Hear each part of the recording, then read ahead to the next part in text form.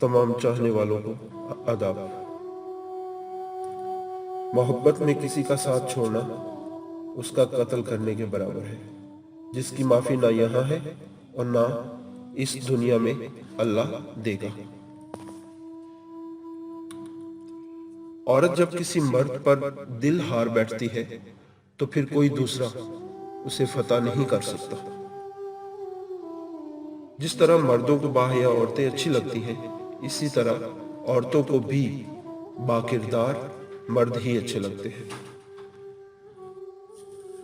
عورت کو محبت کم دو گے تو وہ سمجھوتا کر لے گی، لیکن عزت نہیں دو گے تو اندر سے مر جائے گی۔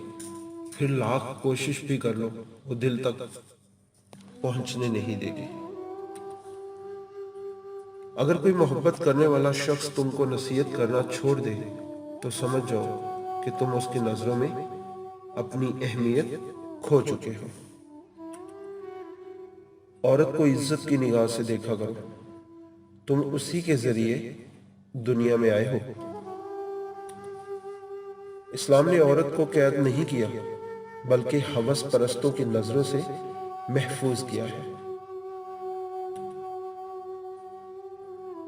مرد کو محبت اس عورت سے ہوتی ہے جو اس کی بات دھیان سے سنتی ہے، اور شادی اس عورت سے ہوتی ہے جو اس کی ایک نہیں سنتی۔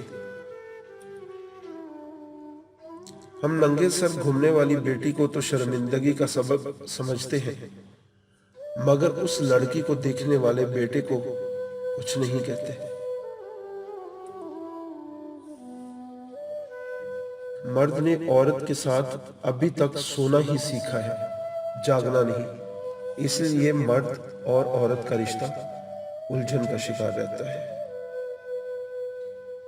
عورت اگر خوبصورت ہونے کے ساتھ ساتھ پاگل بھی ہو تو اس سے محبت نہیں، عشق ہو جاتا ہے۔ عورت کے بارے میں مشہور ہے کہ عورت راز نہیں رکھ سکتی، لیکن حقیقت یہ ہے کہ اگر عورت کو راز رکھنا نہ آتا تو کوئی مرد سر اٹھا کر نہ جی سکتا۔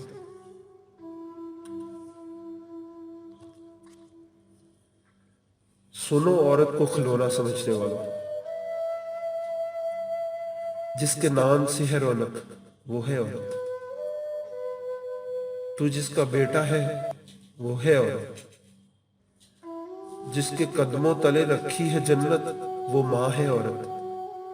تو جس کا بھائی ہے وہ ہے عورت۔ جو کل تیرا نصیب ہے وہ ہے عورت۔ تو جس کا باپ بنے گا وہ ہے عورت۔ کچھ تو احساس کر اس ذات کا جس کا نام ہے عورت۔ لڑکیوں کی عزت بالکل اسی طرح کرو جیسے تم اپنی بہن کی عزت کروانا چاہتے ہو۔ عورت سفید چادر کی طرح ہوتی ہے جس پر پانی کا داغ بھی لگ جاتا ہے۔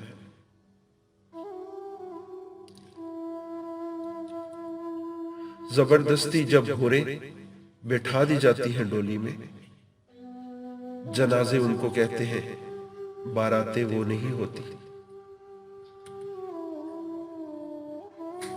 عورت کا گھر برباد کرنے والے اس کے ارد گرد بہت ہوتے ہیں، مگر جب عورت برباد ہو جائے تو دور دور تک کوئی دکھائی نہیں دیتا، نہ اپنا نہ پرایا۔ میں امید کرتا ہوں کہ آپ کو میری یہ کاوش پسند آئی ہوگی۔ چینل کو سبسکرائب کیجیے۔ آپ کی چاہتوں کا شکریہ۔